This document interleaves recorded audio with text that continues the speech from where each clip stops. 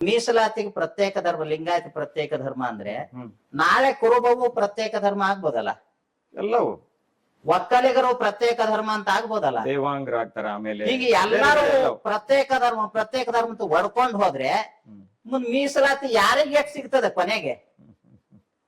ಮೀಸಲಾತಿಯ ಅಂತಿಮ ಪರಿಹಾರವಲ್ಲ. ಹಾಗಾದ್ರೆ ಈ ಧರ್ಮ ಮಾಡ್ತಾರ ಮೀಸಲಾತಿ ಸಲುವಾಗಿ. ಆ ಧರ್ಮ ಮೀಸಲ ಇಲ್ಲ ಇಲ್ಲ ಇದು ಬಹಳ ಗಂಭೀರವಾದ ವಿಷಯ ಸ್ವಾಮಿ. ಮೀಸಲಾತಿಯ ಸೌಲಭ್ಯಕ್ಕೋಸ್ಕರ ಮಾತ್ರ ಇವು ಹೋರಾಟ ನಡೆದಿದೆ.